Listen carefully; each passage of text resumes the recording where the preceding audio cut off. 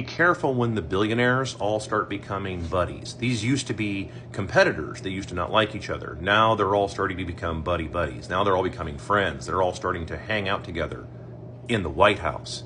They're all starting to hang out together in DC. In fact, many of them are apparently being given offices in the White House.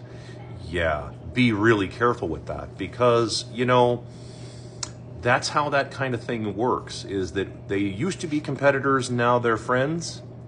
That means that they have a bigger enemy. They have a common enemy out there.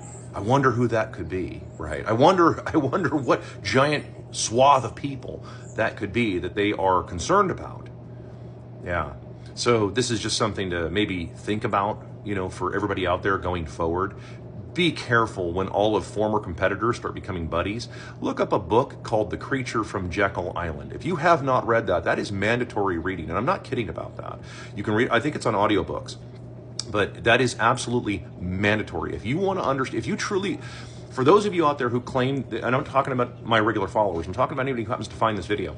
If you claim you truly want to understand what's going on in the economy and why everything sucks and why it's going to just get worse, by the way, why the wealth inequality is just going to keep getting worse. If you truly want to understand that, then you need to look up a book called The Creature from Jekyll Island by G. Edward Griffin, probably the single best researcher out there on this specific topic, the topic of money and what it does and how it operates. This is not some Marxist nonsense either, by the way. It's not. Okay, it has nothing to do with any of that. This has to do with just how this specific system is run, because it's a system of debt. It's debt upon debt upon debt upon debt, and that is exactly how all of this stuff operates. So if you truly want to understand this, if this is really your goal, I'm talking to anybody out there who's younger, older, doesn't make any difference. The book reads at about a 6th grade level. So if you have about a 6th grade reading comprehension, you can breeze right through that book. It's a big old book like this too, by the way, but it reads like fiction, so you'll have no problem at all reading it, and it'll blow your mind. This, I make, full disclosure, I make nothing on this. I don't know Ed Griffin. I've never met him. I've never spoken with the man. I know nothing about him. I just know his work, and I've read it. And I'm telling you, if you guys really want to understand all this, why all this is getting worse, that's what you want. And in that book, specifically, he talks about competitors becoming best friends now, because they now have a common enemy. They now have a giant group of people to fleece and take everything from them. There's a reason why. I just saw it today. Something like 50%, the bottom 50% of the U.S. economy owns something like 2.5% of all of its wealth. Yeah, that's not good.